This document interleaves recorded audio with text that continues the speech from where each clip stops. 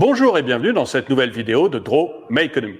Aujourd'hui, je suis avec Charles Sana du Grenier de l'Écho et ensemble, on va vous parler de l'inflation, de la guerre des monnaies et de la guerre tout court en Ukraine. Mais avant de commencer, je vais répondre aux commentaires que m'a fait Sophie. Sophie, de ma part, me dit dans les commentaires qu'elle trouve que mes blagues sont parfois un peu misogynes et que ça serait bien quand même que je reconnaisse une bonne fois pour toutes que les hommes ont une plus belle vie que les femmes. Eh bien, Sophie, je suis d'accord avec toi. Les hommes ont une plus belle vie que les femmes. D'abord, ils se marient plus tard et ensuite, ils meurent plus tôt.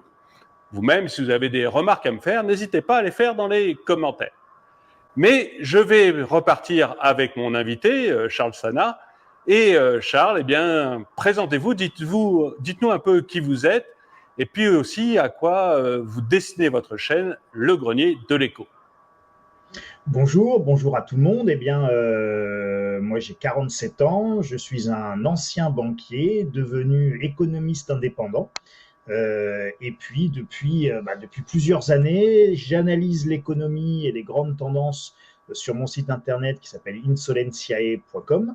Et puis j'ai créé il y a 4 ans, la chaîne YouTube Le Grenier de l'Écho, où je fais dans mon bureau des vidéos techniquement très modestes, et parce que j'y connais rien en montage vidéo, en technique, etc. Donc c'est vraiment quelque chose de tout simple, mais dont la vocation est d'expliquer de la manière la plus accessible à tous l'économie, en partant du principe en fait que plus on aura de concitoyens informés, nombreux à être informés, plus on aura des concitoyens capables d'exercer leurs droits démocratiques dans les meilleures des conditions. Donc l'idée dans le Grenier de l'Écho, c'est pas d'asséner des vérités, c'est pas de dire il y a qu'à Faucon ou faut penser ci ou faut penser ça.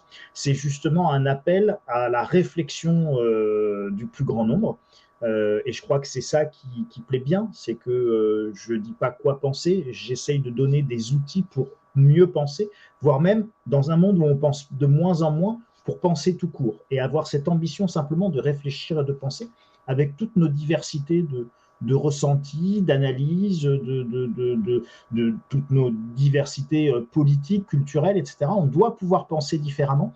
Et ce n'est pas parce qu'on pense différemment qu'on est ennemis. Au contraire, tous ceux qui pensent doivent se réunir autour d'un objectif encore plus grand qu'eux, qui est de penser, de réfléchir, pour essayer de trouver les meilleures décisions ou les meilleures réflexions pour justement permettre un monde qui soit un peu moins abject.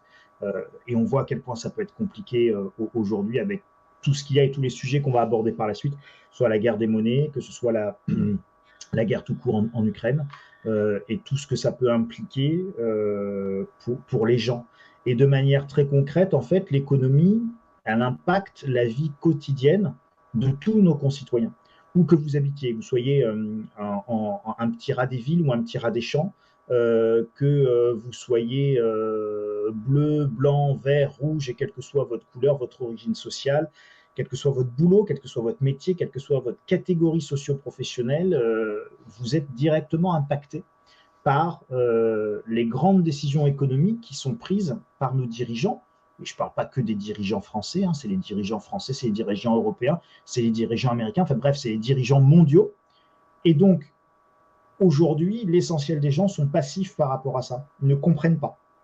Ça s'impose à eux. Donc, ils ne comprennent pas, ils n'anticipent pas, ça leur tombe dessus. Et donc, l'ambition de la chaîne Le Grenier de l'Écho, c'est vraiment ça. C'est permettre à tout le monde d'anticiper, de comprendre, de devenir acteur en fait de ce qui est en train de se passer à travers leur propre compréhension, leur propre réflexion, et leur permettre leurs propres anticipations, et donc de pouvoir aussi en partie se protéger ou prendre de meilleures décisions, puisqu'en fait, en économie, vous et moi, on est ce qu'on appelle des agents économiques. Alors, on est des ménages, on est des individus, on est des consommateurs, peu importe dans quelle catégorie, et puis on peut passer d'une catégorie à l'autre, peu importe dans quelle catégorie d'agents économiques on se trouve, mais nous sommes des agents économiques. Et un agent économique, il va prendre ses décisions d'agent économique par rapport aux informations dont il dispose.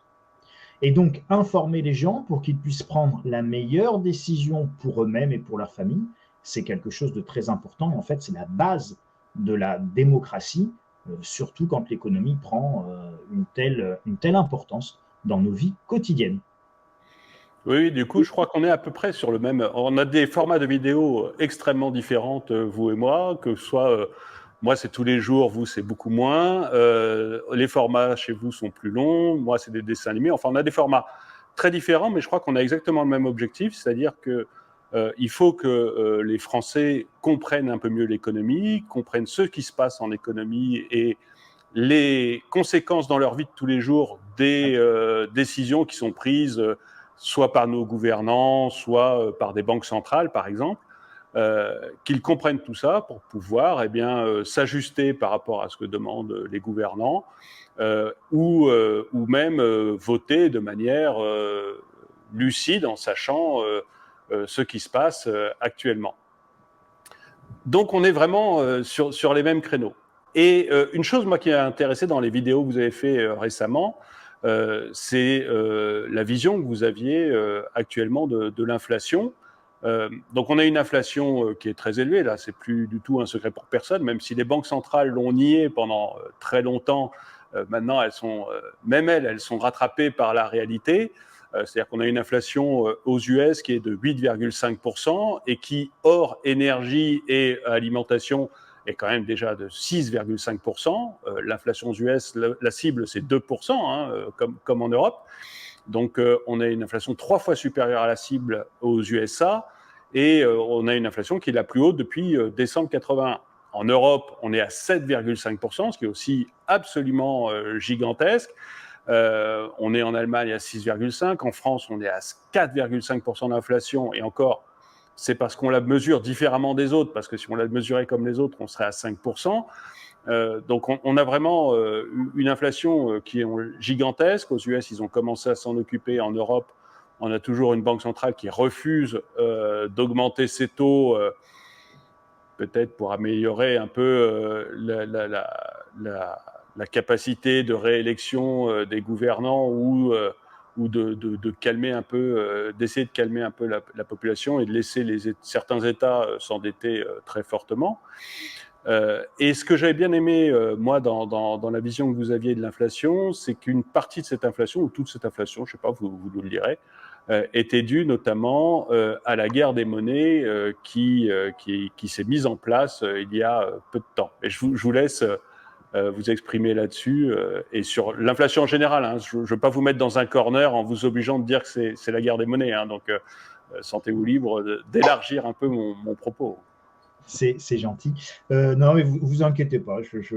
Alors, c'est un sujet qui est très vaste. Votre question, du coup, elle est très ouverte. Et alors, l'inflation, c'est un sujet en l'espèce, là, celle à laquelle nous sommes confrontés aujourd'hui, qui est extrêmement complexe. Elle a à la fois d'une très grande complexité et d'une très grande simplicité. Alors déjà, il y a plusieurs types d'inflation. C'est-à-dire que quand on regarde un peu le phénomène avec... bon, moi, tout ça, ça me passionne, donc voilà, je le regarde avec appétit, mais quand vous regardez un peu l'histoire de l'inflation dans le monde, à travers l'humanité, à travers les siècles, les âges, etc., il y a différents types d'inflation. Et toutes les inflations ne se valent pas. Premier type d'inflation, j'ai une demande qui est forte et je n'ai pas de capacité à fabriquer. D'accord ? Donc, c'est une inflation de demande. Typiquement, vous prenez, prenons un exemple relativement récent, on ne va même pas remonter à la révolution industrielle ou ce genre de choses, où on avait gros problèmes de capacité, etc. Bon, prenons l'après-guerre. L'après-guerre en France, la France est détruite, il y a beaucoup de demandes, il faut reconstruire le pays, il faut reconstruire les usines, il faut reconstruire tout ce que vous voulez. Et donc, évidemment, vous avez de l'inflation. C'est-à-dire que vous avez une demande forte, puis vous n'avez pas d'offre en face, il n'y a pas de capacité de production suffisante pour satisfaire la demande. Et donc, il y a une loi économique vieille comme le monde, qui est que quand il n'y a pas assez de tout pour tout le monde, l'ajustement se fait par le prix. Et donc, seuls les plus solvables peuvent acheter de ce qui manque. Tout ce qui est rare et cher, quoi. Voilà, c'est ce côté-là. Donc, les prix montent, et ça, c'est l'inflation liée à la demande quand l'offre ne s'ajuste pas rapidement. Donc, quand on n'est pas capable de produire suffisamment. On n'est pas tout à fait dans une inflation de ce type, bien qu'on y soit un petit peu, mais pour des raisons qui ne sont pas tant liées à la demande qu'à l'incapacité à l'offre de suivre. et ça, on va en revenir parce qu'on a des facteurs structurels là-dessus qui sont super inquiétants, qui font que justement, c'était assez prévisible que de dire que cette inflation allait être durable. Hein, les banques centrales disaient c'est transitoire, ça ne va pas durer. Bien sûr que non, mon nounours, ça va durer, ça ne va pas être transitoire parce qu'on a des facteurs durables là-dessus. On va y revenir. Le deuxième type d'inflation, c'est un type d'inflation type 30 glorieuses, truc complètement auto-entretenu, où vous avez de l'inflation, puis des indexations de salaire, puis donc de l'inflation, puis donc de l'indexation de salaire. Et donc ça, en gros, c'est un autre type d'inflation parce que si vous ne faisiez pas d'indexation de salaire, et ben forcément, très rapidement, l'inflation, vous la maîtrisez, puisque si les salaires n'augmentent pas, ben vous allez avoir une capacité très limitée des agents économiques à consommer. Et donc, très rapidement, en fait, on va devenir insolvable. Donc, très rapidement, la demande va s'effondrer. Donc, très rapidement, les prix vont à nouveau s'ajuster par le bas. Puisque la demande va s'effondrer, que là, il va y avoir un excès d'offres et donc un excès de capacité de production. Alors ça, c'est ce qu'on va faire à partir des années 80. D'accord? Donc, dans les années on va dire, 60 à 80, un peu les 30 glorieuses, et les années 80 étant la fin des 30 glorieuses, on va avoir beaucoup d'inflation, des indexations de salaire. Et puis à partir de 1980, on va décider de casser l'inflation. Et pour casser l'inflation, on va faire deux choses. On va monter très fortement les taux d'intérêt. C'est l'époque Volcker aux États-Unis, mais en Europe, on va faire la même chose. Mais c'est surtout qu'on va faire autre chose. On ne va pas juste monter les taux d'intérêt, parce que vous pouvez toujours monter les taux d'intérêt à 20%. Si vous continuez à augmenter tout le monde de 40% et que l'année d'après, l'inflation est de 40%, vos taux d'intérêt, vous pouvez après les monter à 40%. Si vous augmentez encore tout le monde de 50% et que les prix remontent de 50% l'année suivante, ben vous montrez vos taux d'intérêt à 50%, vous serez toujours en taux d'intérêt réel zéro.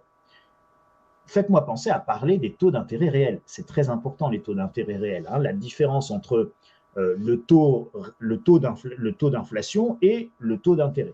Et aujourd'hui, on est dans des taux, même si les taux d'intérêt augmentent, les taux d'intérêt, même à 2%, ils sont largement inférieurs à 5% ou 6% d'inflation. Donc, en taux d'intérêt réel, en fait, on a des taux d'intérêt négatifs. C'est-à-dire qu'on continue à perdre de l'argent par rapport à un pouvoir d'achat. On perd du pouvoir d'achat tous les ans par rapport à ce que nous rapporte notre argent placé sur un livret A, par exemple. Un livret A 1%, taux d'inflation 5%, j'ai perdu 4% de pouvoir d'achat. Donc ça, c'est le taux d'intérêt réel, moins 4%. Donc revenons à notre histoire d'indexation de salaire. On va donc on va augmenter les taux et on va arrêter l'indexation des salaires. Et donc évidemment, qu'est-ce qu'on va créer? On va arrêter la croissance en fait. Et la croissance économique, elle va tout simplement s'effondrer pour la simple et bonne raison, c'est qu'on va effondrer le pouvoir d'achat des gens. Et donc, ça va avoir un impact direct sur la croissance économique. Entre des taux d'intérêt élevés et l'arrêt de l'indexation des salaires sur les gens, eh bien, les années 80, 90, 2000 vont être des années de très faible croissance économique. Ça ne veut pas dire qu'il n'y a pas du tout de croissance. On aura des années avec un peu de croissance, des années avec moins de croissance. Bon. Mais finalement, ce sont des croissances assez atones. Et la croissance moyenne de chaque décennie est inférieure à la croissance moyenne de la décennie précédente. Et donc là, la décennie 2010-2020, eh ben, on a même eu de la croissance en réalité négative, c'est-à-dire de la récession moyenne sur les 10 dernières années. Donc là, dans un contexte comme celui-là, vous n'avez pas d'inflation. Ça ne peut pas être inflationniste. Et puis, il s'est passé autre chose dans les 20 dernières années. En fait, même on peut l'élargir aux 30 dernières années. Donc, souvenez-vous, années 80, on augmente les taux, on casse l'inflation, on arrête l'indexation des salaires. Donc évidemment, on peut avoir un objectif d'inflation à 2%. On n'est même parfois pas sûr de l'atteindre, hein, l'inflation à 2%, tellement on maîtrise les prix. Et puis en 1990-91, 1989, on a la chute du mur de Berlin, 91, on a l'effondrement de l'ex-URSS. Et donc le monde qui était coupé par un immense rideau de fer devient un grand village global. Et ce grand village global va permettre à partir des années 90 l'émergence de ce qu'on appelle aujourd'hui la mondialisation. Et la mondialisation, c'est quoi? C'est produire à pas cher dans le pays de là-bas des trucs qu'on produisait ici à très cher. Donc c'est fermer des usines ici pour ouvrir des usines là-bas. Peu importe de savoir si c'est bien ou c'est mal. Ce n'est pas mon sujet, je ne suis pas dans un positionnement moral. Mais techniquement, qu'est-ce que ça entraîne ça? Eh bien, ça entraîne qu'ici, vous détruisez des emplois et des usines. et vous créez des usines et des emplois là-bas. Alors, ici, ça peut être les États-Unis, ça peut être l'Angleterre, ça peut être la France, ça peut être le Japon, d'accord? Donc, on va dire, ce sont les pays occidentaux. Et donc, on a détruit des capacités de production dans les pays occidentaux pour aller construire des capacités de production dans ce qu'on appelait les pays à bas coût, donc notamment l'Asie. Et donc cette mondialisation-là, elle n'était pas possible quand il y avait le communisme et qu'on était enfermé derrière nos rideaux de fer et qu'en Chine, on massacrait les étudiants chinois sur la place Tiananmen, hein, et qu'en ex-URSS, vous aviez le Politburo, etc., etc. Et donc ça, c'est un mouvement récent, c'est un mouvement qui est globalement à 20 ans. D'accord? Ça a commencé réellement au début des années 2000, ça s'est accéléré tout doucement au milieu des années 90, et puis ça a réellement complètement émergé et amplifié au début des années 2000. C'est un mouvement qui est extrêmement déflationniste, la mondialisation, puisque vous retirez de l'emploi ici, vous augmentez le chômage ici, vous retirez des capacités de production ici, donc c'est extrêmement déflationniste. C'est déflationniste sur l'emploi, et puis c'est déflationniste sur les prix, puisqu'en plus vous faites produire à pas cher. Donc vous baissez les coûts de production. Donc en baissant les coûts de production, en plus, vous ramenez des produits qui sont vendus à pas cher ici. Prenez le cas de l'ameublement. Pour ceux qui, comme moi, ont connu un peu le monde d'avant la mondialisation, quand on achetait un canapé dans les années 80 et qu'il n'était pas fabriqué made in China ou made in India, on le payait très cher, on réfléchissait beaucoup, on se demandait pendant des mois si on allait acheter un nouveau canapé ou pas un nouveau canapé, et puis toutes les chaînes d'ameublement à pas cher qu'on a aujourd'hui, avec un canapé d'angle de 10 places à 599 €, je peux vous dire, ça n'existait pas. Ça n'existait pas. Donc évidemment, c'est très déflationniste. Et donc, nous avons vécu dans un monde déflationniste comme ça pendant quasiment 20 ans. Hein, en réalité 30 ans, mais réellement, ces 20 dernières années, ça a été extrêmement prégnant dans notre quotidien. Et donc, tout ce qu'on a pu acheter aujourd'hui, on l'a acheté, d'une part, un peu à crédit, et deux, parce que la mondialisation a fortement baissé les prix. Donc, encore une fois, extrêmement déflationniste. Donc, déflationniste sur l'emploi, déflationniste sur les prix des matières. Et donc, c'est normal qu'on n'ait pas eu d'inflation jusqu'à présent. Et puis, tout d'un coup, on se rend compte que, alors on a des signaux d'alerte, 2007-2008, le prix du baril de pétrole monte à 150 $. Pourquoi? Parce qu'à ce moment-là, il y a un petit peu de croissance dans le monde. Et on se rend compte qu'en fait, dès qu'il y a un peu de croissance dans le monde, côté matières premières, ça commence à être tendu. Et côté énergie, ça commence à être encore plus tendu. Mais ce premier signal d'alerte, 2007-2008, va être complètement occulté par l'immense fracas de la crise des subprimes aux États-Unis. Donc, qu'est-ce que font les banques centrales pour calmer la bulle immobilière? Elles augmentent les taux d'intérêt à l'époque. Et puis, en même moment, on a une augmentation des prix de l'énergie. Et donc ça, c'est un double effet qui se coule, qui fait que la ponction dans l'économie est telle qu'évidemment, la croissance s'effondre. Et donc, on va partir sur 10 ans, 2010-2020 en gros, c'est 10 ans de croissance anémique. On ne fait de la croissance que vraiment en étant, je dirais, c'est du dopage. C'est du dopage à la dette. On fait en gros entre 5 et 7 euros de nouvelles dettes de PIB pour réussir à produire entre 0 et 2 euros de croissance chaque année. Donc, entre 5 et 7% d'endettement chaque année pour réussir à faire péniblement entre 0 et 2% de croissance annuelle. Ça, c'est ce qui va se passer à peu près partout dans le monde occidental sur la décennie 2010-2020. Et puis arrive le Covid. Donc évidemment, on arrête tout. Donc là aussi, extrêmement déflationniste. Ça écrase toute la demande. Et on va même voir en 2020, en mars ou avril 2020, lors du premier confinement général, on va voir même des prix négatifs sur le baril de pétrole. Des prix négatifs, moins 27 $ le baril de pétrole. On est payé pour acheter du pétrole à 27 $ le baril. Si vous prenez mon baril, pour une simple et bonne raison, c'est qu'il n'y avait plus de capacité de stockage pour le pétrole qui avait été extrait. On n'avait pas coupé assez vite les robinets. Et donc, ce pétrole, comme vous n'avez pas le droit de le lâcher dans la mer, ça pollue un peu, il fallait bien le stocker quelque part. Et ma baignoire ou votre baignoire, ce n'était pas assez pour stocker ces millions de barils extraits. Et donc, les gens ont été payés 27 $ le baril au pire du confinement pour pouvoir stocker ces barils. Donc, On vit dans un monde qui est extrêmement déflationniste et on prend l'habitude de cette absence d'inflation. Et tous ceux qui aujourd'hui ont au moins 30 ans n'ont jamais vécu dans un monde où l'immobilier fait autre chose que monter et où les prix font autre chose qu'être bas.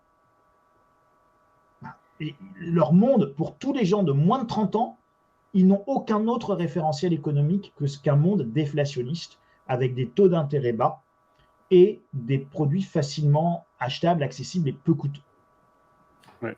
Ce qui crée en même temps un monde de bulles, quoi. C'est l'une des raisons pour lesquelles on a une bulle immobilière fantastique et puis une bulle sur les différents actifs qui ne demandent qu'à péter. Mais effectivement, c'est 30 ans de folie économique. Mais bon, on va voir ce que ça va donner. Hein. Eh bien, on peut penser raisonnablement qu'on arrive au bout de ça. C'est pour ça que depuis plusieurs mois, même quasiment, moi ça fait 2 ans que j'avais annoncé le choc inflationniste dès le Covid en fait, que le Covid avait créé un choc inflationniste très important. En fait, ce n'est pas le Covid en lui-même qui crée le choc inflationniste. C'est-à-dire que comme souvent en économie, on a atteint des effets de seuil et il y a un événement qui va faire basculer une situation et un équilibre qui avant était là, et puis pop, vous le faites basculer de l'autre côté.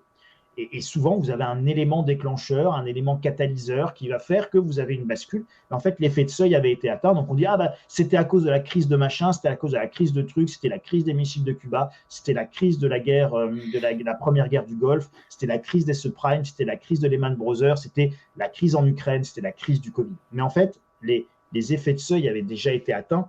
On met juste un mot, un nom dessus. Et puis souvent, disons-le aussi, ça permet de trouver un petit bouc émissaire. Et c'est ce que j'allais dire. On montre un ennemi. C'est plus facile de montrer un ennemi que de dire que nous, on a fait n'importe quoi pendant des années. Quoi. Complètement. C'est toujours plus simple. Ça permet de simplifier pour tout le monde. Mais alors, quel est le fond du problème en fait? Le fond du problème, quand on regarde bien les choses, c'est quoi? Eh bien, c'est que on est atteint d'une maladie très grave, voire même assez incurable, qui est la raréfaction des ressources. Alors, ça fait globalement 2000 ans, allez, on va même dire 3000 ans, si vous regardez en fait, ça fait même 5000 ans que l'homme creuse la terre pour sortir des métaux, sortir de l'or, sortir de l'argent, etc. Alors, l'être humain, on est ce qu'on est, c'est pas une critique bête et méchante, on est ce qu'on est, donc on doit bien se connaître. Et donc, on est très paresseux. On a raison d'être très paresseux. Hein. C'est juste de l'efficacité entre l'effort fourni et le résultat obtenu, quoi. Donc, c'est très intelligent. Donc, on a raison d'être paresseux. Un vrai travailleur est très paresseux pour travailler le moins possible et avoir le maximum de rendement possible. Et d'ailleurs, le capitalisme, c'est la paresse poussée à l'extrême, puisque le capitalisme, c'est toujours faire mieux avec moins. Hein, c'est ça qu'on appelle la productivité. Donc, quand on veut être productif, c'est faire plus avec moins. Donc, c'est faire plus avec le moins d'efforts possible. Et c'est parfaitement normal de se poser cette question. Donc, on est techniquement et génétiquement paresseux, que tous les parents qui ont des enfants qui ne travaillent pas très bien à l'école soient donc rassurés. Leur enfant est parfaitement normal, il est paresseux et c'est logique. Voilà. Et donc, c'est normal, en fait, il n'est pas paresseux, il est productif. Il essaye d'avoir le moins mauvais résultat possible avec le minimum de temps passé. Et plus leur enfant est paresseux, en fait, plus il est intelligent, plus il est être humain, plus il cherche à rationaliser son effort. Donc, voyez, soyez très rassurés, vos enfants feront de grandes choses dans la vie en étant paresseux comme ça. Moi, j'ai un ou deux enfants très productifs aussi. C'est moi, mais je pense, voilà. Plusieurs enfants qui sont merveilleux en productivité en ce moment. C'est ça. Et puis alors, plus ils deviennent un peu ados, j'ai l'impression, plus ils sont productifs. C'est ça. C'est fantastique. La fin du collège et le début du lycée, c'est d'une productivité incroyable. Je vois bien. Et donc, pourquoi je vous dis ça? Parce qu'on a commencé par extraire ce qu'il y avait de plus facile à extraire. Donc évidemment, nous avons commencé par ramasser les métaux là où ils étaient quasiment visibles. Et puis, quand on a ramassé ce qui était le plus accessible, on a commencé à creuser un petit peu. Puis on a commencé à aller un petit peu plus loin. Puis quand on a brûlé la forêt qui était à côté de chez soi, on est allé dans la forêt qui était un peu plus loin. Il a fallu commencer à marcher pour aller ramasser son bois. Puis, là, on était à 1 heure de marche pour aller ramasser son bois. On est passé à 2 heures de marche, puis à 1 jour, puis à 2 jours. Et donc, au fur et à mesure où vous exploitez les ressources, l'effort pour exploiter les ressources suivantes devient de plus en plus important puisque vous commencez par manger les ressources qui sont le plus accessibles, le plus abordables. Ça veut dire quoi? Ça veut dire que nous sommes structurellement condamnés. Ça ne veut pas dire qu'il n'y en a plus. Ça veut dire que ce qu'il y a est de plus en plus loin et de plus en plus cher à extraire. C'est ça que ça veut dire déjà. Et là-dessus, on peut tous être d'accord. C'est d'une logique biblique. D'accord? Vous commencez par ramasser ce qui est à côté de chez vous, et une fois que vous avez bouffé tout ce qu'il y avait de plus proche, vous êtes obligé d'aller plus loin. Donc, quand on applique cette analogie au pétrole, aujourd'hui, vous en avez commencé par extraire le pétrole du Texas, qui était très facile à retirer au début des années 20. On a retiré le pétrole d'Arabie Saoudite, qui était très peu profond, on va dire, de toutes les pétromonarchies, qui était extrêmement peu profond, très facile à aller chercher. Limite, vous arriviez avec votre pioche, il y avait un geyser de pétrole qui sortait. Donc, c'était des gisements très peu profonds. Et aujourd'hui, vous êtes dans le golfe du Mexique. Souvenez-vous de la plateforme Deepwater Horizon de BP qui explose. Vous êtes dans le golfe du Mexique, 2000 mètres d'eau. Puis, une fois que vous avez passé les 2000 mètres de profondeur d'eau, vous creusez à 4000 mètres de profondeur et vous êtes à moins 6000 mètres, dont 2000 mètres d'eau, une plateforme qui flotte. Enfin bon, c'est tout un bazar pas possible pour aller extraire votre baril de pétrole. Et donc, plus vous allez loin, plus ça vous coûte cher.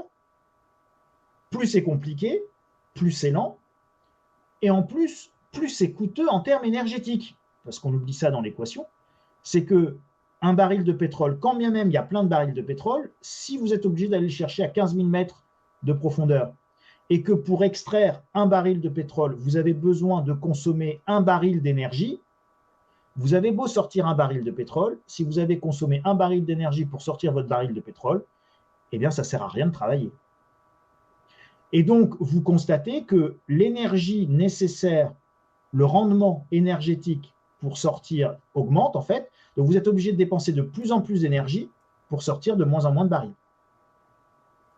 Donc, vous avez un rendement énergétique de l'extraction pétrolière qui est en train de s'effondrer. Mais pareil avec le gaz, pareil. Donc, on se rend, et ça c'est valable pour tout, ce que je vous explique là, ce phénomène, donc c'est valable pour les mines d'or, c'est valable pour... Avant on avait des mines d'or en France, d'accord? Donc à l'époque de Jules César, en France, on avait des mines d'or, on sortait de l'or de France. Aujourd'hui, vous n'avez plus de mines d'or en exploitation en France parce qu'on a exploité tous les filons.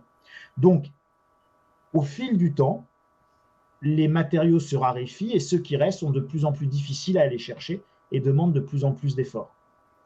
Comment voulez-vous, une fois que vous avez atteint certains effets de seuil, comment voulez-vous que les prix ne commencent pas à augmenter? Tout simplement parce que vos matières premières, en fait, jusqu'à présent et dans la mondialisation, les matières premières ne coûtaient pas cher. Tout notre système économique est basé sur le fait que les matières premières et l'énergie sont abondantes et pas chères. À partir du moment où vous changez ce paradigme et où les matières premières ne sont plus abondantes et pas chères, vous avez quand même un sacré problème structurel d'inflation.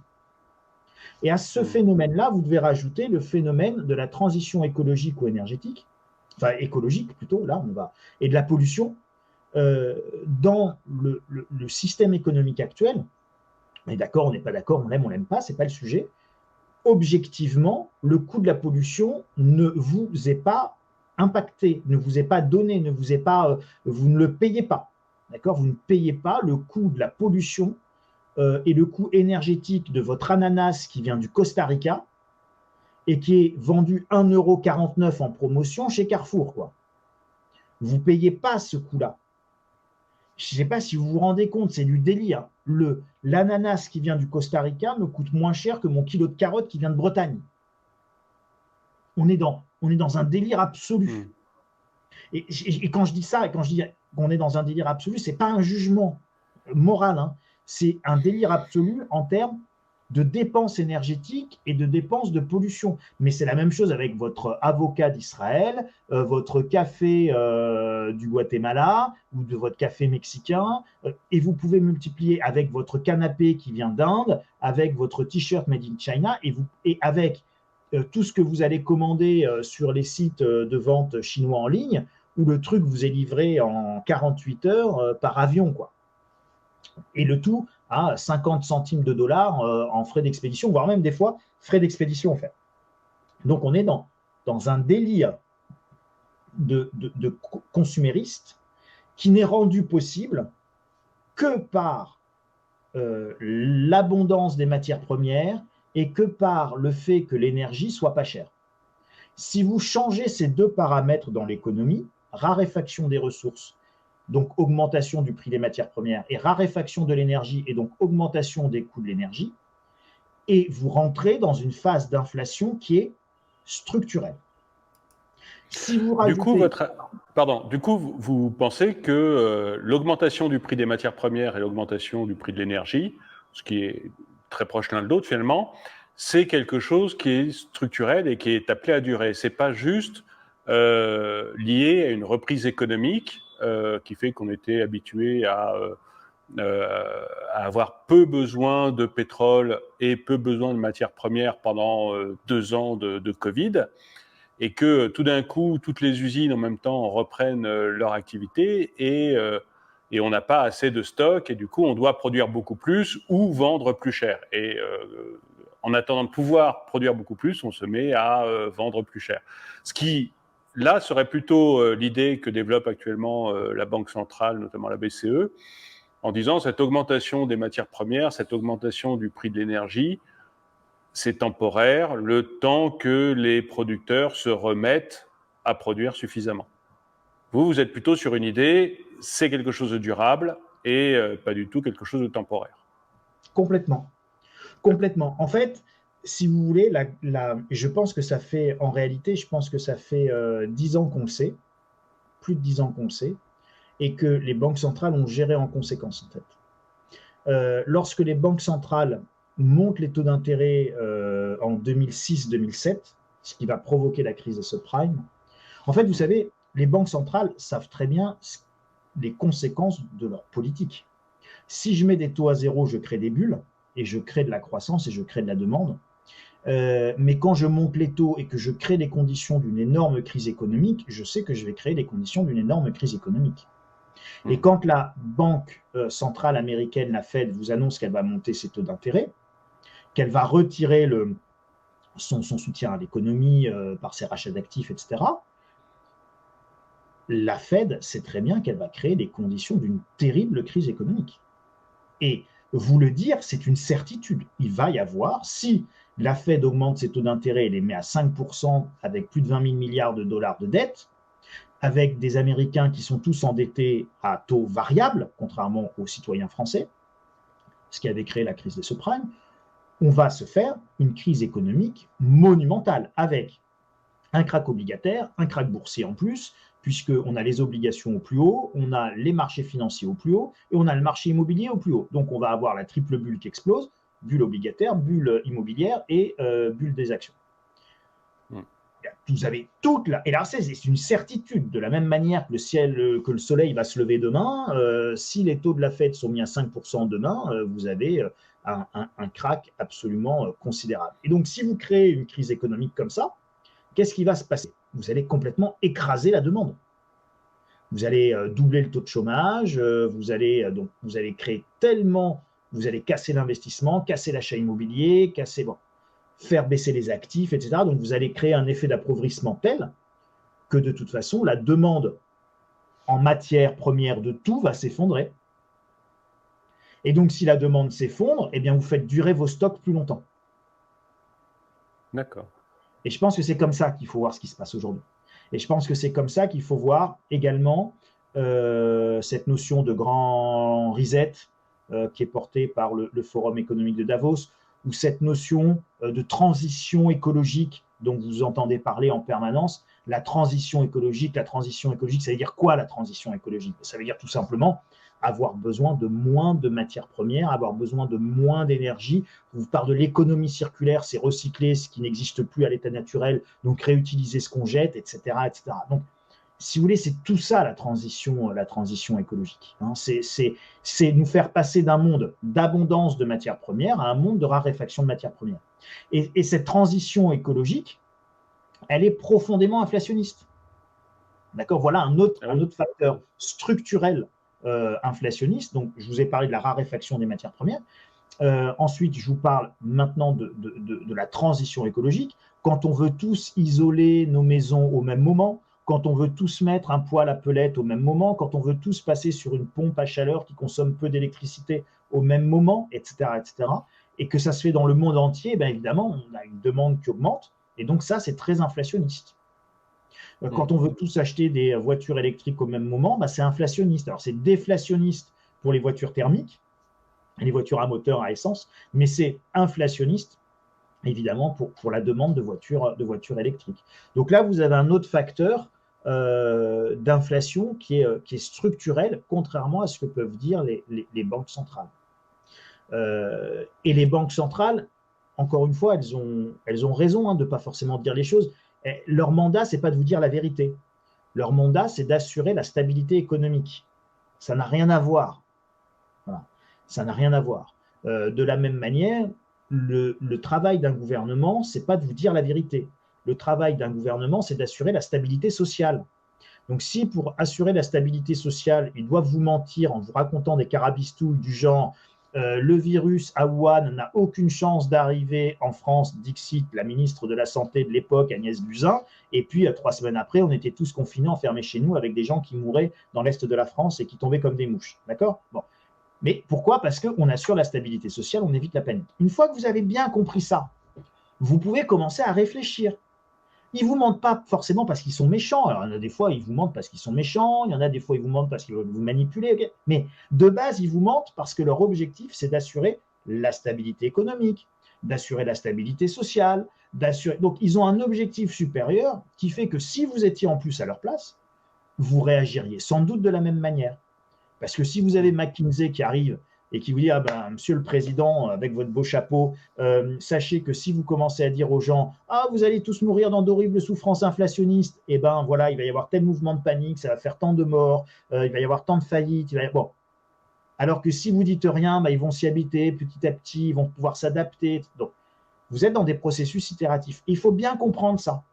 Il faut sortir de la naïveté béate, du genre, on me dit la vérité parce que je suis bien informé. Non, mais on ne peut pas vous dire la vérité parce que vous êtes bien informé. Ce n'est pas comme ça que ça fonctionne. C'est chaque source de diffusion d'informations a son propre objectif. Et encore une fois, certaines informations, certains pouvoirs sont là, encore une fois, pour assurer stabilité sociale, stabilité économique, stabilité bancaire, stabilité… Bon. Vous imaginez si demain vous avez une panique bancaire ? Bon. Donc, quand vous avez quand vous êtes dépositaire du poids de la parole publique parce que vous êtes ministre de l'économie, vous n'allez pas dire « Ah oui, les gars, nos banques, elles sont super fragiles. Hein. Ah, mais elles sont super fragiles, nos banques. » Moi, franchement, en tant que ministre de l'économie, j'ai retiré tous mes sous de la banque. Mais imaginez qu'un ministre vous dise ça. Qu'est-ce qui se passe ? Tout le monde se met à courir dans la seconde qui suit pour aller retirer ses sous. Donc, une fois que vous avez compris ça, vous avez compris tous les biais, et là, c'est une analogie, c'est un exemple outrancier pour illustrer, mais quand vous avez compris ça, par analogie, vous avez compris à quel point toute l'information économique, politique, est fondamentalement biaisée. Et pas forcément pour des mauvais mobiles. Hein. Vous voyez, je juge même pas, c'est pas forcément des mauvais mobiles. Mais en revanche, en tant qu'acteur économique, il ne faut pas être naïf. Donc voilà un deuxième facteur structurel d'inflation qui est la transition écologique et énergétique. Ensuite, un troisième facteur d'inflation qui lui aussi est structurel et qui va faire que l'inflation va durer. Et on va reboucler sur la notion de guerre des monnaies. Cette guerre des monnaies, c'est aussi avant tout une guerre géopolitique. Aujourd'hui, quand je m'appelle Apple, je produis un iPhone. L'iPhone, quand je m'appelle Apple, je l'achète à entre 150 et 250 $ en fonction du modèle, sorti usine de Chine. Je l'importe aux États-Unis ou en Europe et je le vends entre 1000 et 1500 $ ou 1000 et 1500 €. Vous comprenez que les Chinois qui ont produit l'Apple, qui ont produit l'iPhone, qui ont fabriqué l'iPhone, qui ont construit des usines, qui consomment de l'électricité et de l'énergie, qui polluent pour produire votre iPhone, mon iPhone, qui dépensent du plastique, qui dépensent du silicium, qui dépensent donc de la matière première, de la ressources matières premières, ressources énergétiques, ressources humaines, ressources structurelles avec les usines, etc., ressources logistiques, les camions, les bateaux, les portiques, les ports, etc. Tout ça pour produire votre iPhone, eh ben, en fait, ils vont gagner 20 $ par iPhone de valeur ajoutée. Et quand on va le vendre en Europe ou aux États-Unis, eh ben là, on va empocher plus de 1000 $ de la valeur ajoutée. Ça veut dire qu'aujourd'hui, quand vous êtes chinois, vous faites tout simplement couillonner dans le partage de la valeur ajoutée sur la chaîne de valeur globale.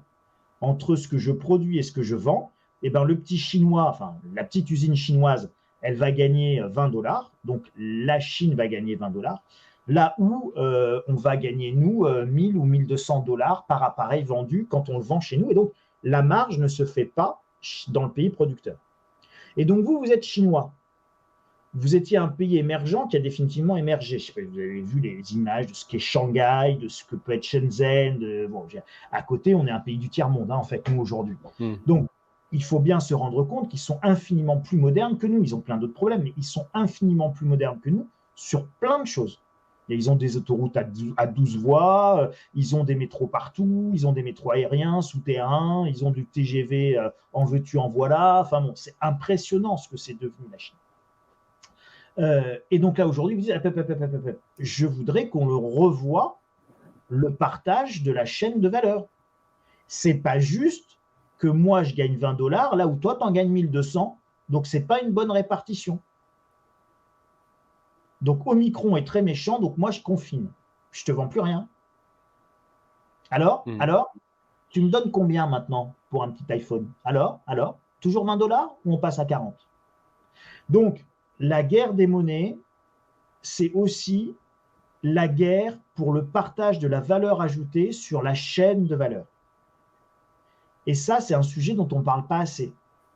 La grande guerre, c'est autour du partage. La grande question aujourd'hui, c'est qu'est-ce qu'on partage?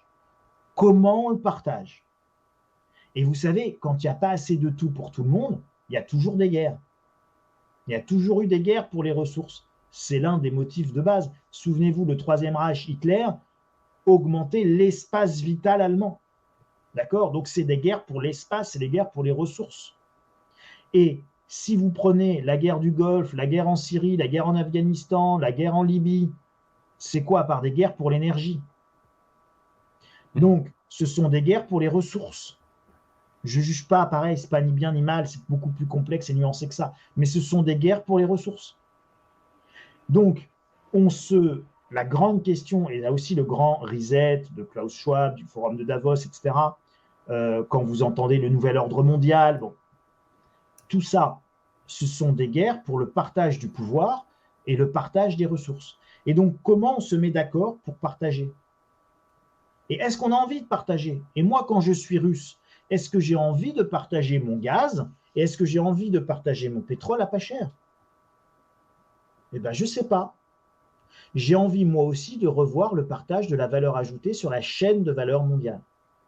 Et aujourd'hui, en fait, on se moque de la Russie en disant que la Russie a un petit PIB. On se moquait de l'Ukraine en disant que l'Ukraine avait un petit PIB. Puis on se rend compte qu'en fait, on a plein de pénuries parce qu'il y avait quand même beaucoup de choses qui venaient d'Ukraine.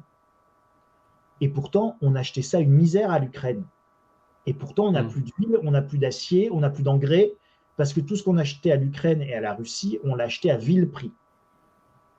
Et un jour, ces pays-là, alors pas forcément l'Ukraine, mais en tout cas pour la Russie, eh ben, moi, je ne veux plus brader mes ressources. Mais si. Ah mais non, maintenant tu vas me payer en roubles. Mais non, je ne vais pas te payer dans ta monnaie. Je veux te payer comme moi j'ai envie, avec ma monnaie de singe que j'imprime comme je veux. Ah non, non, non, non, non. Ouh, t'es très méchant. Oui, t'es très méchant, bien sûr. Mais si vous étiez à sa place, vous demanderiez la même chose. Je ne veux plus brader mes ressources. Donc, les Russes disent, je ne veux plus brader mes ressources naturelles parce qu'il n'y en a plus assez. Les Chinois disent, je ne veux plus brader ma production et mes ressources naturelles et le fait que je sois devenu l'usine du monde parce que la pollution, elle est chez moi et que j'en paye le prix et que vous me donnez rien en échange. Et qu'en plus, vous continuez à imprimer de la monnaie. Et donc, mes réserves de change en dollars, mes 3500 milliards de dollars de réserves de change, en fait, ça ne vaut rien. Et en plus, si je ne suis pas sage, vous me les confisquerez. Donc, ça vaut encore moins rien.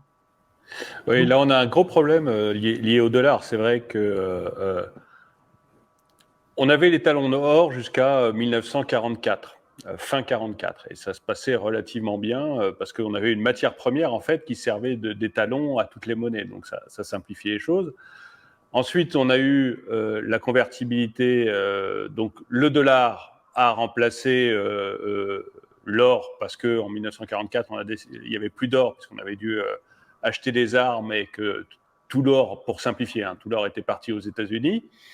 Les États-Unis disent bon, bah, on va convertir, vous pouvez convertir toutes vos monnaies en dollars, et puis moi, j'assure la convertibilité du dollar en or, mais surtout, ne me demandez pas d'or, hein, mais on va dire que le dollar est convertible en or. Bon, donc tout le monde a accepté ça.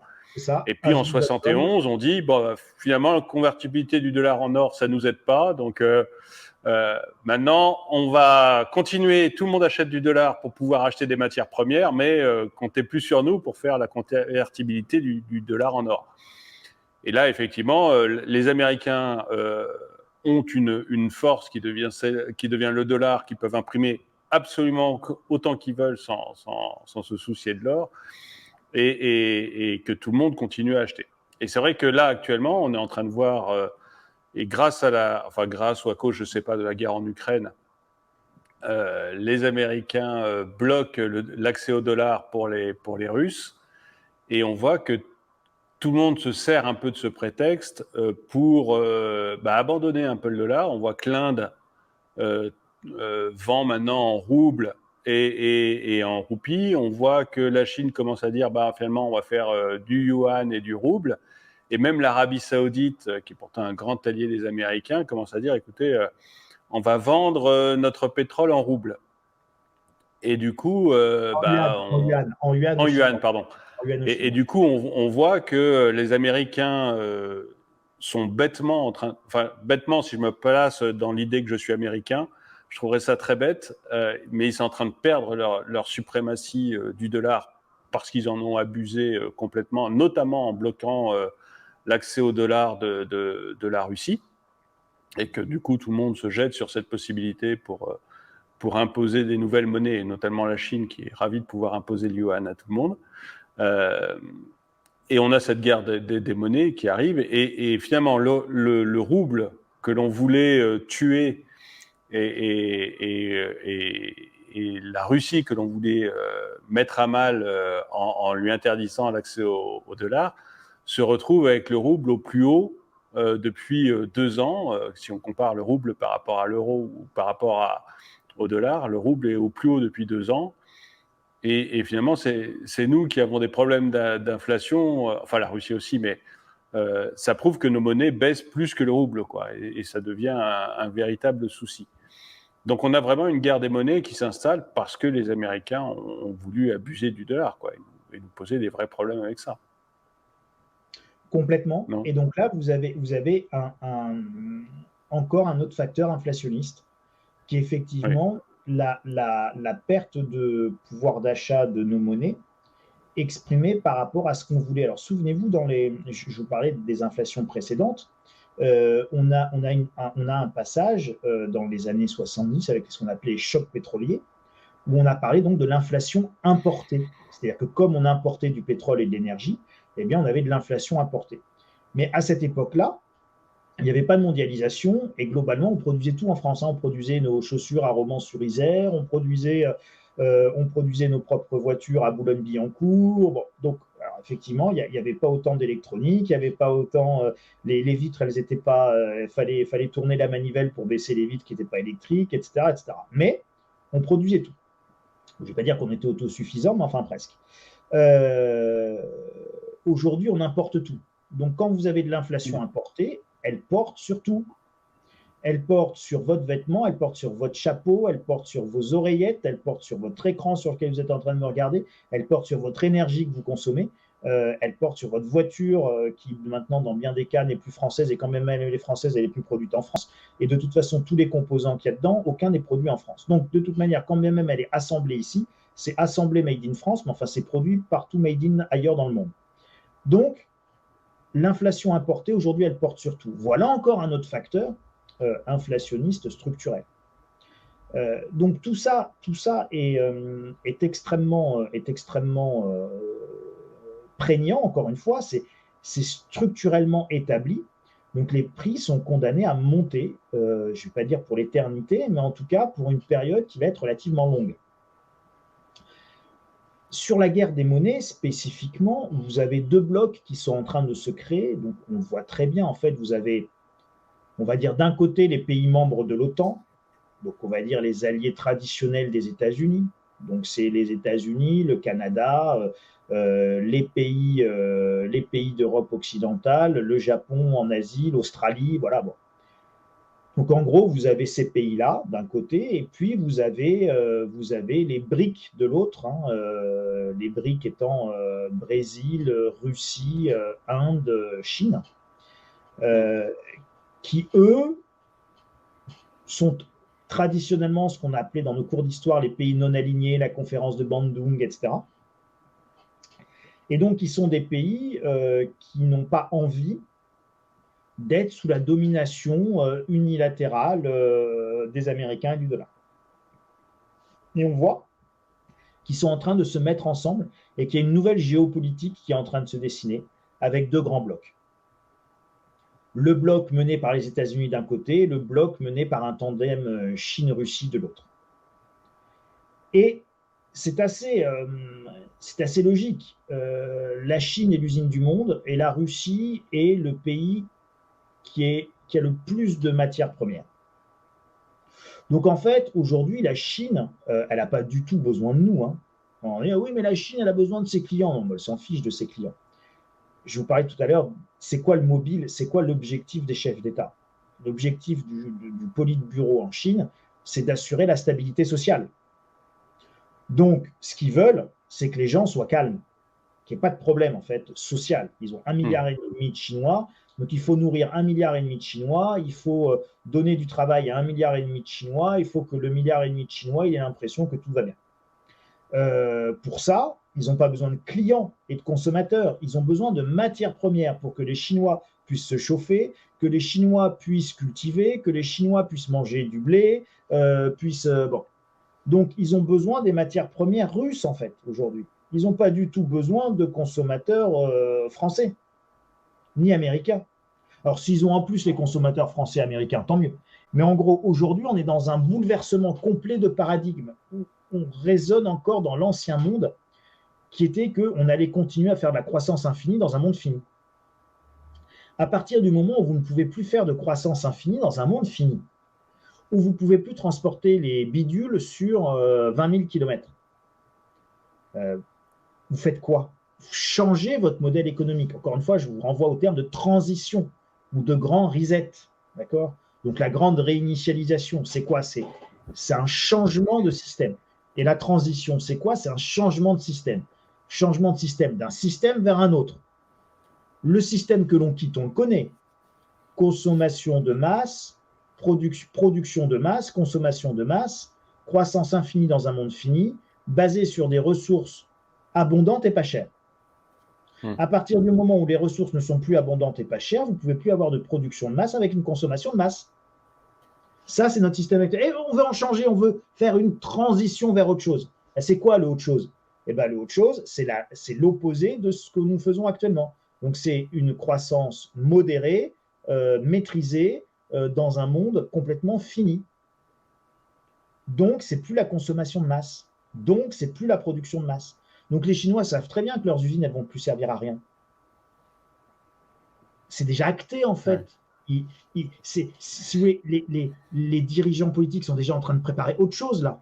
C'est fini le système de je rentre dans un magasin et puis j'ai 300 000 références à ma disposition.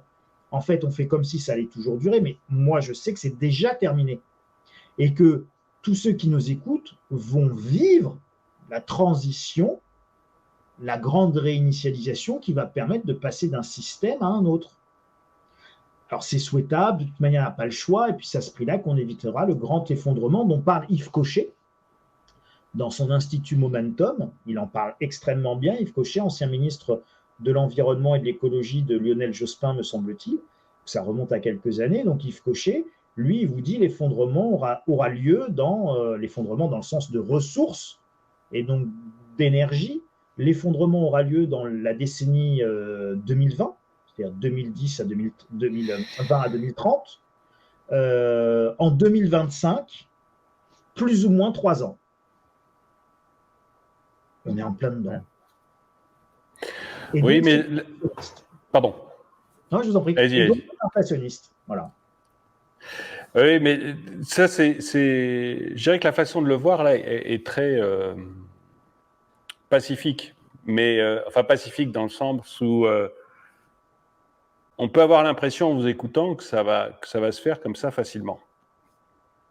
Généralement, quand il y a des transitions, en tout cas, c'est l'impression que ça me donne, il y a des perdants.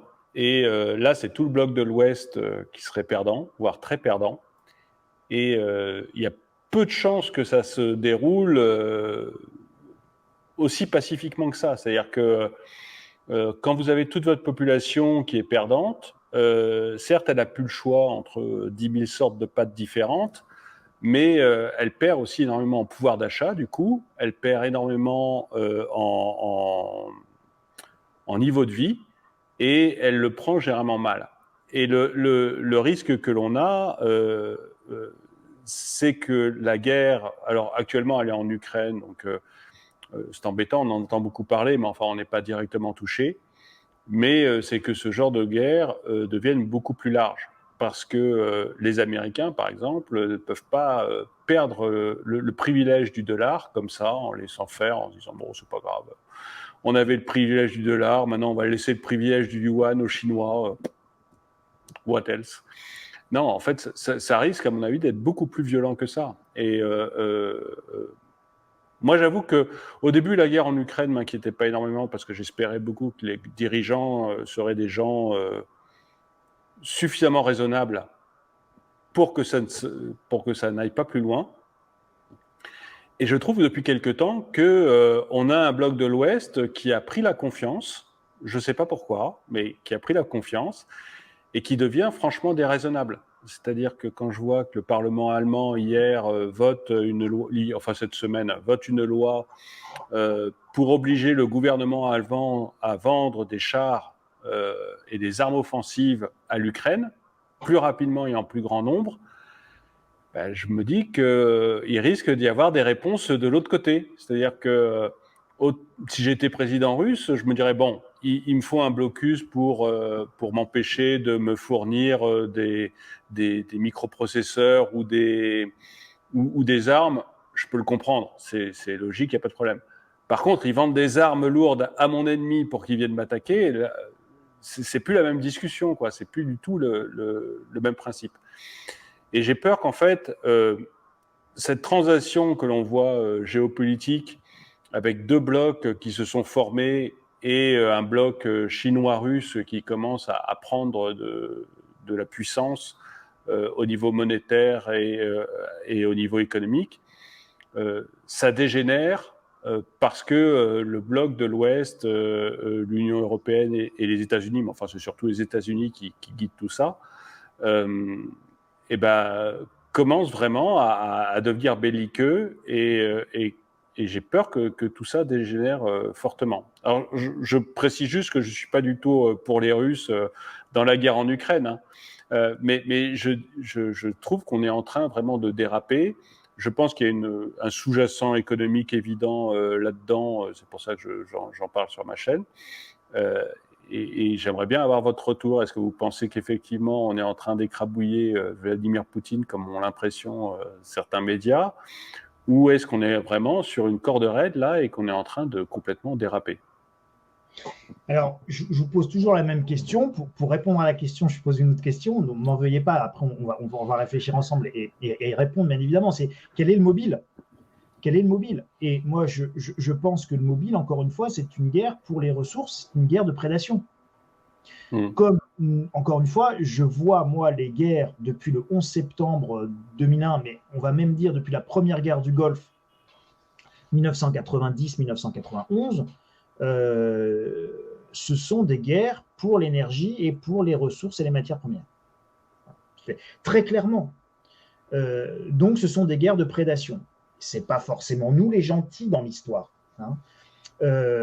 Mais depuis, encore une fois, c'est l'histoire de l'humanité qui est comme ça. Oui. On s'est toujours fait des guerres. Le premier film que j'ai vu quand j'étais gosse, qui était La guerre du feu, on se faisait la guerre pour avoir le feu de l'autre, quoi. Bon. Donc, c'était une guerre pour l'énergie, une guerre pour la ressource, une guerre pour le bison, une guerre pour un territoire de chasse qui était plus avantageux qu'un autre, une guerre pour un territoire de pêche. Regardez entre les pêcheurs français et les pêcheurs anglais, on est en 2021 et en 2022, et ils étaient en train de se taper dessus et de faire des batailles navales au milieu de la Manche pour savoir qui allait pouvoir pêcher le poisson à cet endroit-là. Donc nos guerres humaines, et encore une fois, j'essaye de sortir justement de l'affect. Il ne s'agit pas d'être pour ou contre le pêcheur breton ou contre le pêcheur anglais. Il ne s'agit pas d'être pour Poutine ou contre Poutine, pour Saddam Hussein ou contre Saddam Hussein. Ici, on réfléchit, donc on laisse les anathèmes aux grands médias. Nous, ici, on réfléchit, on pense un peu. Et donc, quand on analyse, qu'on regarde l'histoire de l'humanité, on se fait des guerres pour les ressources.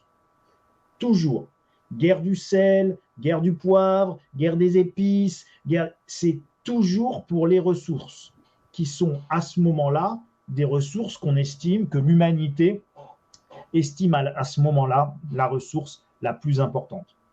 Dans l'Antiquité, le sel, qui était le conservateur alimentaire de base, qui permettait tout simplement de stocker les aliments et donc de se désensibiliser au risque de la famine, était évidemment une ressource première, majeure, indispensable, incontournable.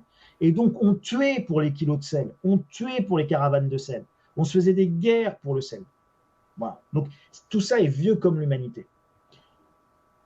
Quel est le mobile? Je pense que le mobile, encore une fois, c'est ça, il est double. En fait, il est triple. C'est le leadership du monde. Donc, on se bat pour la domination mondiale et pour le leadership. Qui va être le chef? Ça, c'est vieux comme le monde, c'est vieux comme l'humanité, c'est vieux comme les animaux. Qui va être le mâle alpha dans la meute? Voilà. Donc ça, c'est premier mobile, le leadership, la domination du monde. Deuxième mobile, les matières premières et les ressources. J'ai besoin des ressources russes. Donc, j'ai besoin d'une Russie complètement affaiblie qui va me donner ses ressources à vil prix et que je vais pouvoir dominer. Parce que l'une des dernières grandes réserves, elle est en Russie. Et que si je n'affaiblis pas la Russie va faire les prix. Et si la Russie fait les prix, c'est moi qui suis dominé. C'est pas moi qui domine, c'est moi qui suis dominé. Si c'est pas moi qui suis dominé, si c'est pas moi qui domine, c'est moi qui suis dominé. C'est binaire. Et si je suis dominé, alors je suis soumis. Et si je suis soumis, alors je ne suis plus indépendant. Insupportable pour les États-Unis. Deuxième mobile, je vous disais donc les ressources. Troisième mobile, c'est quoi le troisième mobile? Eh bien, c'est le partage de la valeur ajoutée en fonction de l'importance de ce que j'ai à vendre. Et donc là, vous avez deux manières de faire. Soit on se met ensemble autour de la table et on discute. Bon, ben moi, je veux un peu plus de ci, moi, je veux un peu plus de ça. Ben, si tu me lâches là-dessus, je te lâche là-dessus, et on se partage le monde. Conférence de Yalta. D'accord ? Conférence de Yalta, on se fait la guerre, hein, il y a des millions de morts pendant ce temps-là, mais on se rencontre aussi à Yalta, et vous avez Roosevelt, Churchill et Staline, trois grands psychopathes devant l'humanité quand même, des dizaines de millions de morts à eux trois, hein, y compris chez Roosevelt et chez Churchill, hein, qui n'hésitaient pas à envoyer des gens évidemment se battre et mourir. Hein, donc, pareil, je ne juge pas, mais factuellement, c'est une époque où vous avez trois personnes qui se réunissent et pendant qu'elles se réunissent, c'est un bain de sang autour d'elles, quoi. Bon. Et donc, ils se partagent le monde. C'est un bain de sang dans le Pacifique, c'est un bain de sang en Europe, c'est un bain de sang en Afrique, c'est un bain de sang partout dans le monde. Et ils se partagent le monde. OK. Et en général, avant de réussir à faire une conférence et à se partager le monde, on se bat. C'est une constante historique. Mais pendant qu'on se bat, on négocie. On fait les deux. Donc là, aujourd'hui, qu'est-ce qu'on fait? Eh ben, on est en train de commencer à se battre. Et la guerre en Ukraine n'est jamais rien que l'expression du conflit entre la Russie et les États-Unis, évidemment, qui se matérialise en Ukraine. Et donc, nous, on arme les Ukrainiens, les Russes sont directement, mais comme on armait les Afghans quand l'Union soviétique était en Afghanistan. Donc ça, c'est vieux comme le monde. Et c'est pas parce qu'on armait les Afghans en Afghanistan et qu'on leur filait des missiles Stinger déjà à l'époque pour dézinguer les hélicos russes que l'Union soviétique est rentrée en guerre contre l'OTAN. Alors qu'ils savaient très bien qu'on armait évidemment le commandant Massoud, les Lions du Panjshir, la vallée du Panjshir, Rambo 3 ou 4 qui se passe en Afghanistan. Voilà, vous pouvez regarder toutes les références à cette période-là. On les armait et ça n'a pas dégénéré en guerre frontale entre la Russie, enfin l'URSS de l'époque et l'OTAN, entre le pacte de Varsovie et l'OTAN. Aujourd'hui, la situation est différente parce que ce n'est pas une guerre juste périphérique. C'est effectivement la Russie même que nous attaquons. Et quand je dis que nous attaquons, je pèse mes mots, ça a été très clairement dit, que ce soit par les Américains ou par les Européens, nous venons de dire, là, cette semaine, notre objectif est d'affaiblir tellement la Russie qu'elle ne puisse jamais recommencer ce qu'elle a fait en Ukraine. Notre objectif est de tellement affaiblir la Russie qu'elle ne puisse jamais recommencer ce qu'elle a fait en Ukraine. Ça veut dire qu'en fait, on est en train de vous dire, on va désarmer la Russie. On va casser la Russie. Oui, il y a peu de chances que ça se passe bien si on poursuit cet objectif. Hein. Ah oui, je trouve qu'on est très, en ce moment, on est très va-t-en-guerre. Hein. Complètement. On avait commencé relativement soft et ça se passait bien, c'était une guerre, mais, oui. mais ça se passait pas trop mal. C'est ça. On avait commencé soft et là, on prend la confiance depuis quelques mois, quelques jours ou quelques semaines, oui. Et on envoie, vraiment, on prend trop la confiance, quoi. Il faut se rappeler de qui on a en face de nous. C'est ni des tendres ni des rigolos, quoi. Donc, et Poutine n'est pas tout seul, quoi. Donc, non, c'est un mythe de dire que Poutine, aussi dictateur soit-il, et partons du principe que c'est un terrible dictateur, il n'y a pas de problème. Partons du principe que c'est un terrible dictateur. Poutine n'est pas tout seul, et Poutine, même dans sa dictature russe, ne choisit pas de rentrer en guerre contre l'Occident tout seul. En réalité, il se prépare depuis plus de 10 ans. Alors, j'en profite pour poser à nos auditeurs une question. Parce que souvent, dans l'imaginaire des gens, la guerre nucléaire est un tabou infranchissable. Et moi, je dis, mais est-ce que vous savez quel est l'état de la réflexion militaire, stratégique, sur le fait de gagner une guerre nucléaire? Et là, en général, les gens vous disent, mais Charles, on ne peut pas gagner une guerre nucléaire. On est tous perdants dans une guerre nucléaire. D'accord. Alors ça, c'est votre opinion, c'est ce que vous croyez. Ah oui, bah, j'en suis sûr, on ne peut pas gagner une guerre nucléaire. C'est la destruction mutuelle assurée. D'ailleurs, c'est pour ça qu'il n'y a jamais eu de guerre nucléaire. Personne n'ose appuyer sur le bouton. C'est vrai. C'était vrai peut-être. Parce qu'aujourd'hui, et depuis 20 ans, la doctrine militaire a considérablement changé sur le nucléaire. Et pour 2 raisons. Tchernobyl et Fukushima. Et qu'est-ce que Tchernobyl et Fukushima viennent voir là-dedans? Eh bien, très simple. Le nucléaire n'est pas aussi mortel que ce qu'on pensait. Oups, Charles, dites pas ça. Au moment où on s'atomise, vous avez des millions de morts. Ah oui, on a des millions de morts. Si j'atomise Tokyo, j'ai 30 millions de morts, effectivement. Donc oui, c'est terrible. Je ne suis pas en train de vous justifier la guerre nucléaire. Je suis un grand pacifiste. Pour moi, le respect de la vie humaine, c'est ce qu'on doit mettre en première valeur, etc. Donc, voilà, je n'ai pas de sujet là-dessus. Je vous dis simplement que ceux qui nous dirigent, eux, ils ont peut-être une autre vision, en fait. Et on s'est rendu compte avec Tchernobyl et avec Fukushima qu'en fait, le nucléaire n'était peut-être pas aussi effrayant dans ses conséquences. C'est terrible ce que je suis en train de vous dire. Aujourd'hui, à Pripyat, ville qui était à côté de Tchernobyl, vous pouvez y retourner. Hein. On pourrait retourner y habiter. Bon, finalement, il s'est passé 30 ans. Vous avez eu quelques morts. Bon, bah ok, c'est pas grave. De toute façon, il n'y a plus assez de matières premières. Il n'y a plus assez de ressources pour tout le monde. Et on est 8 milliards et on est trop d'habitants sur la planète. Alors, vous savez, une bonne guerre, on divise la population par 2. Et puis finalement, dans 40 ans, les petites fleurs repoussent et tout va bien se passer. Vous pouvez aussi raisonner comme ça. Et il y en a qui commencent à raisonner comme ça. Et là, vous rentrez dans autre chose. Hein. Oui, donc, puis même s'ils raisonnent pas, même pour ceux qui raisonnent pas comme ça, la guerre de 14, elle a démarré alors que personne voulait faire la guerre. Personne ne voulait y aller, alors, mais vraiment pas. Et puis ils se sont retrouvés entraînés et ça a fini avec la Première Guerre mondiale. Par le jeu des alliances, on s'est retrouvés entraînés dans une Première Guerre mondiale qui voilà. a été et les gars partaient la fleur au fusil en pendant que ça allait durer 15 jours, et puis 5 ans après, c'était encore. Ouais. Et on n'est pas à l'abri, là, qu'une chose en entraînant une autre, on arrive à une guerre qui peut être nucléaire, mais qui peut aussi ne pas être nucléaire. Moi, honnêtement, en cas de guerre, je sais que ce n'est pas Emmanuel Macron qui va se retrouver au front, c'est mes fils. Complètement. Et curieusement, j'ai aucune envie que mes fils, même dans une guerre conventionnelle avec des bons vieux fusils, se retrouvent au front à risquer leur vie. Donc, la guerre même si on écartait complètement la guerre nucléaire, ce qui est impossible parce que l'un des pays se retrouvant complètement en train de perdre n'aura plus d'autre choix que d'utiliser des armes nucléaires. Donc, c'est impossible de l'écarter. Mais même si on l'écartait, moi, j'ai aucune envie de retrouver mes fils en train de faire une guerre pour l'Ukraine. J'ai rien contre les Ukrainiens, mais je préfère mes fils aux Ukrainiens.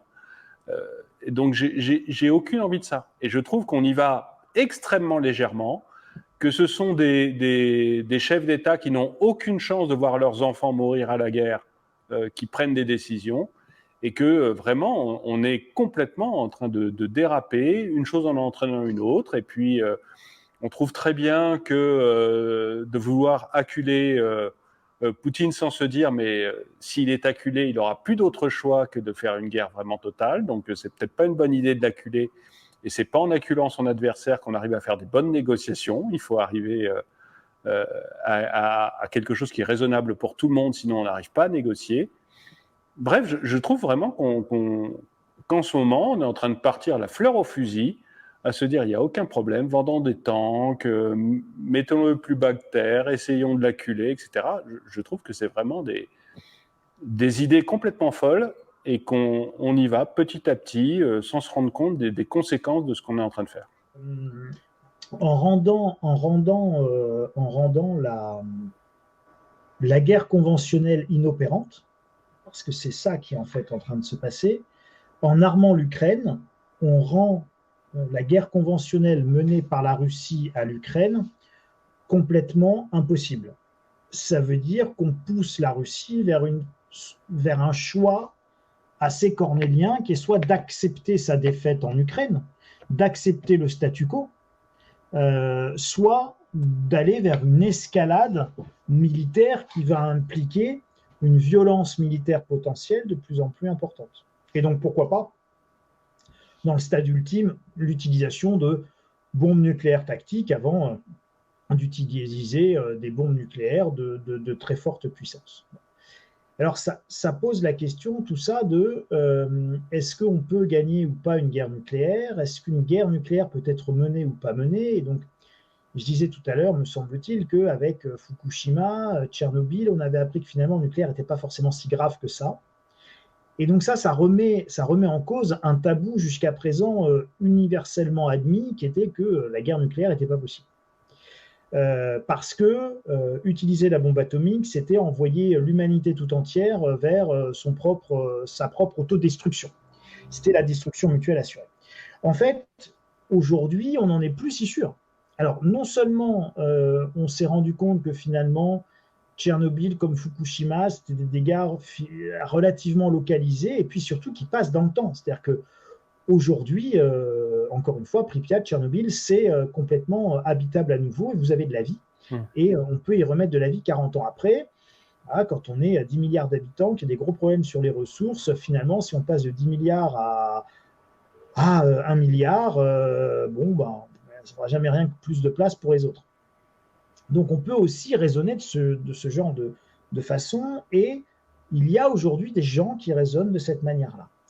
Vous avez des voix de plus en plus nombreuses qui disent on est trop nombreux sur Terre, et quand vous écoutez les discours environnementalistes à la Greta Thunberg, vous êtes sur cette idéologie de l'être humain et lui-même un virus quasiment qu'il faudrait éradiquer de la surface de la planète pour sauver l'environnement. Donc en fait, nous sommes le problème.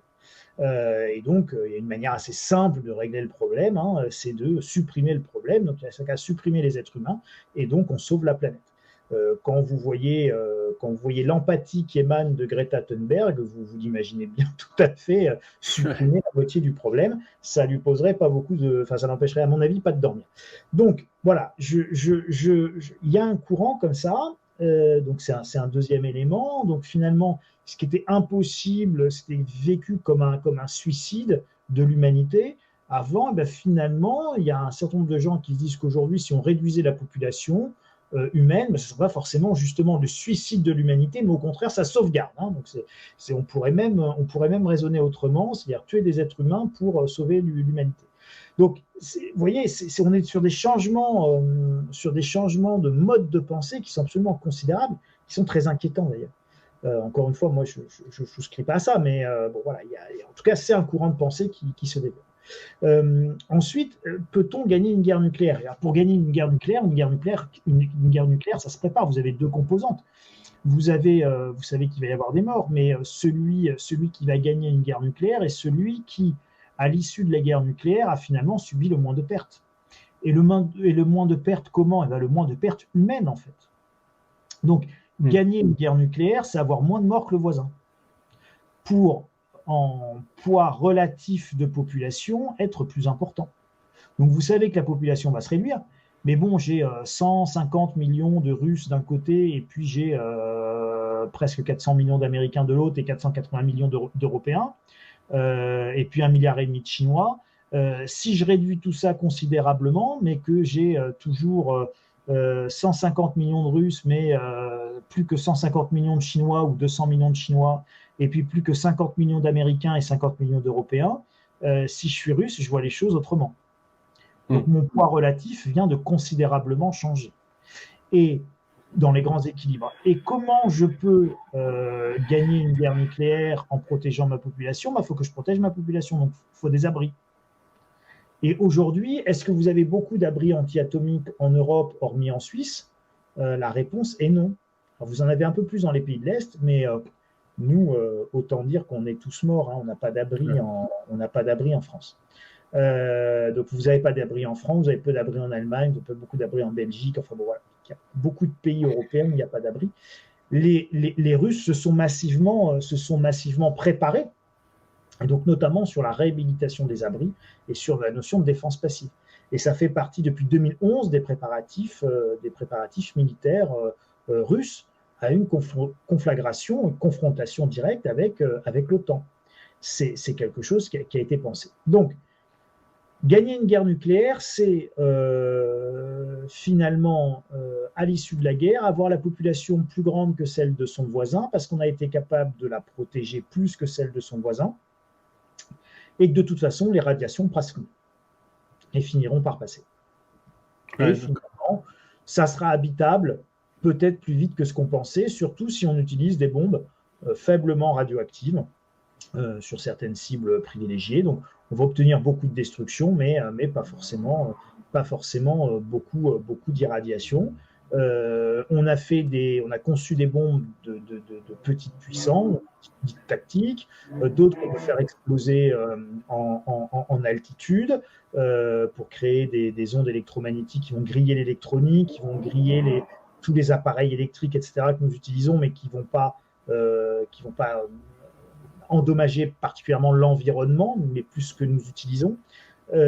Donc en fait, il y a plein de façons possibles et imaginables de mener une guerre nucléaire qui n'implique pas forcément la fin du monde et un holocauste mondial.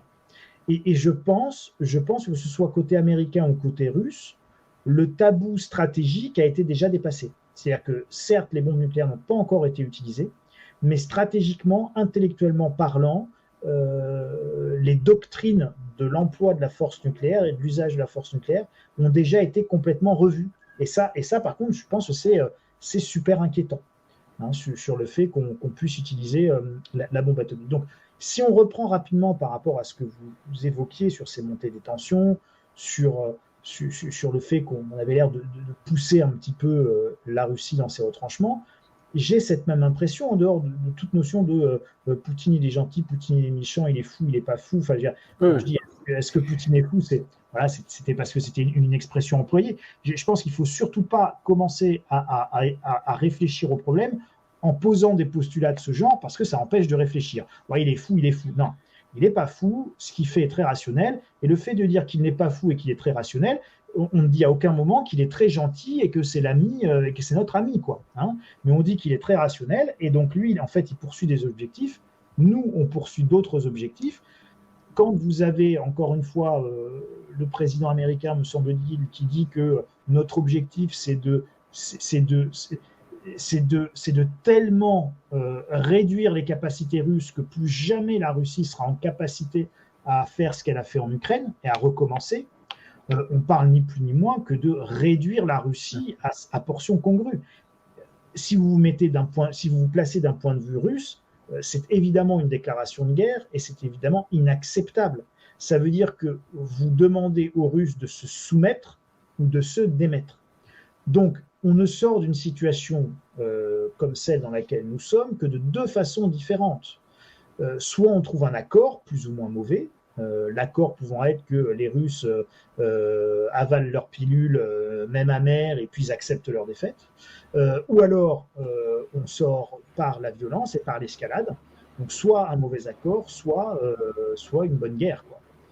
Et pour le moment, dans tout ce que l'on entend, nous, grand public, hein, je ne sais pas quelle est la mesure des tractations souterraines, mais nous, ce qui nous arrive à nous, grand public, c'est un discours extrêmement belliqueux, extrêmement belliciste, extrêmement va-t-en-guerre du côté on va dire, européen et américain.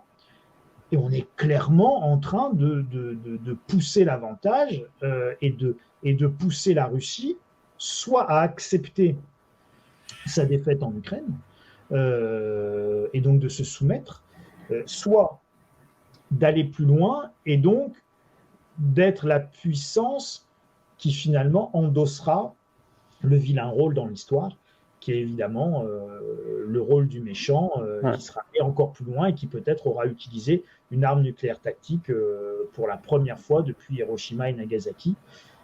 Et donc à partir de ce moment-là, la Russie sera de toute façon indéfendable. C'est-à-dire que je vous laisse imaginer déjà que c'est compliqué d'avoir un discours nuancé aujourd'hui. Encore une fois, quand on a un discours nuancé, on est tout de suite taxé d'être pro-Poutine. Hein, comme quand on a un discours nuancé sur la vaccination, vous êtes tout de suite anti-vax. Bon, non, enfin, les choses, encore une fois, sont toujours nuancées dans la vie. Même les femmes enceintes ont droit à aucun médicament. Hein, donc, si vous voulez, on peut peut-être se poser un certain nombre de questions.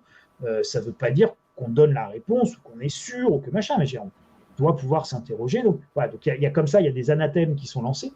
Mais je vous laisse imaginer si Poutine demain utilise une arme nucléaire tactique au hasard sur l'usine Azovstal là, à Mariupol, où vous avez des types qui sont retranchés, donc vous utilisez un truc de 2-3 kilotonnes et puis bon, vous détruisez tous les abris qu'il y a là-dessous et vous transformez ça en tombeau géant et vous vitrifiez le tout.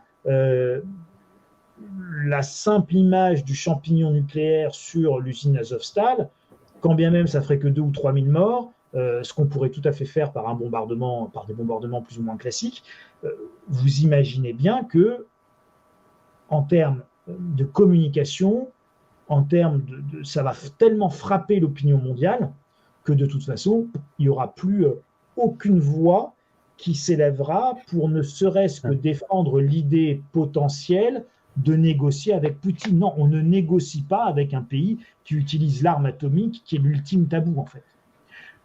En ce sens-là, je pense que si la Russie est rationnelle, ce que je crois, aujourd'hui, on est très loin encore de l'utilisation de l'arme atomique.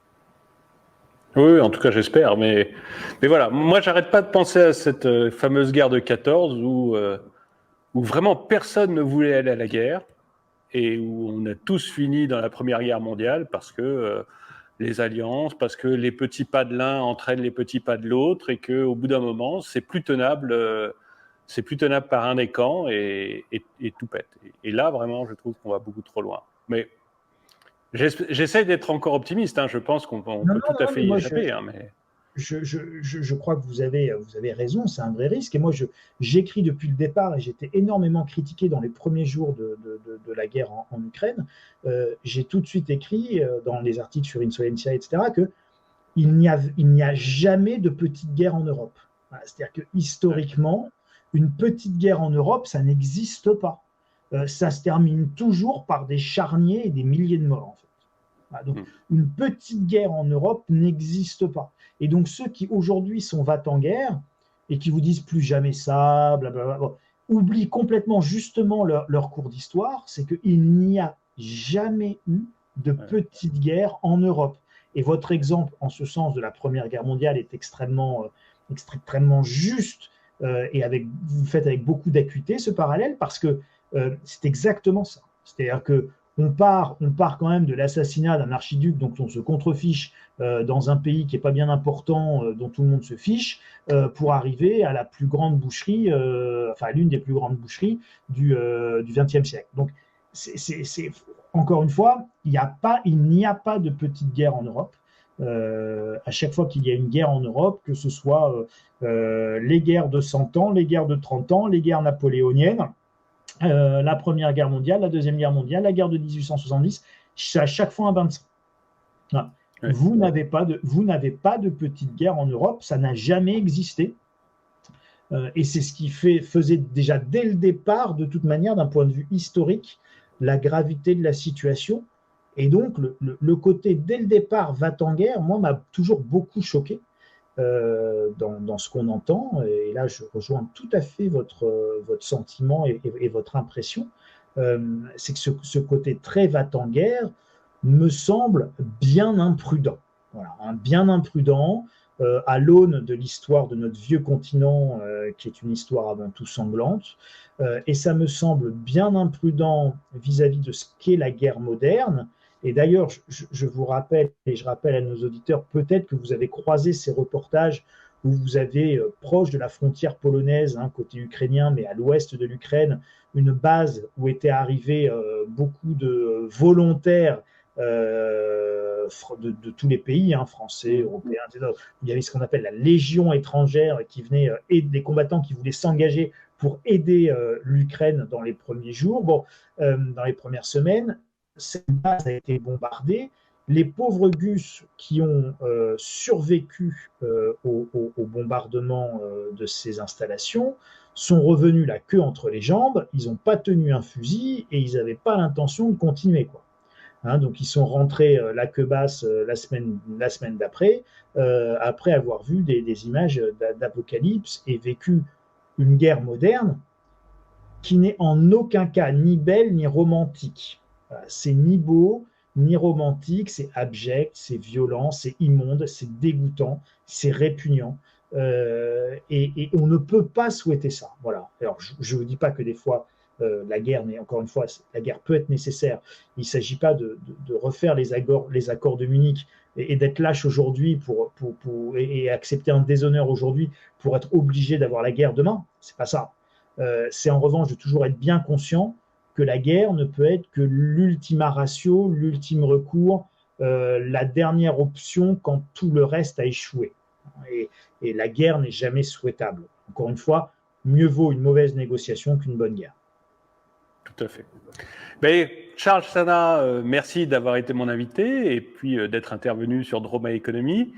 Je vais mettre des liens vers votre chaîne YouTube et vos différentes publications dans la description de la vidéo. Et comme d'habitude, je vais finir la vidéo par le dicton du jour, qui est un dicton que me répétait très souvent mon ex-femme.